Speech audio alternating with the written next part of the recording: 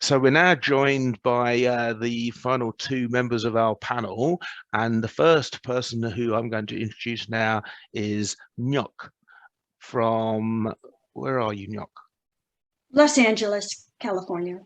Tell us about yourself. Well, I work specifically with our panel, so a lot of baby boomers, and I help with minimizing their risk, and that's with financial risk of depleting their savings, and then helping them maximize their retirement income. So it's twofold: strategizing to get maximum from pension, Social Security, their retirement savings, and then at the same time helping them to reduce or eliminate the fact that they could deplete it faster than they need to. And so the whole thing is then so that they have enough if some sort of long-term care or an issue comes up and they need money to pay for those expenses.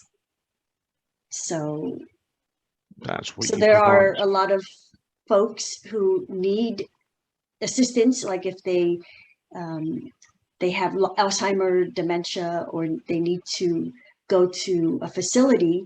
That all involves money, and it's helping them put these things in place, and so that they don't deplete their assets, and then whatever is left remains in the family.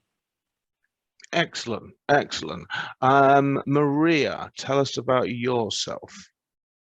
Yeah, sure. So I don't necessarily work in the space that Marilyn, so I know Marilyn quite well with regards to people planning for retirement and old age. The only part I do get quite involved because I come from the technology space, and cybersecurity is one of my areas of speciality. So are having a lot of work with organizations like the villages, like San Francisco Village, when seniors get caught up in scams and what to do, and also doing training in how to minimize the risk of becoming a victim of a scam, because these scams are becoming extremely sophisticated. Anyone can become a victim. And so I do a bit of work in that area. And then one of the other areas I'm having more conversations about is, as our life is becoming more digital, we're having more digital profiles. So when you need to look at clearing an estate after someone passed along, no one thinks about the digital side. So just an example, in the old days with a working mailing system, you used to get invoices and bills, and that's how any executor could pick up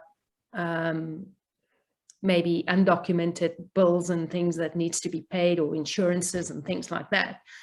In the new digital world, unless you have proxy for access of those accounts and know where they are, you won't even know about that. And I keep on also telling people that the deceased, you've got to delete their online accounts.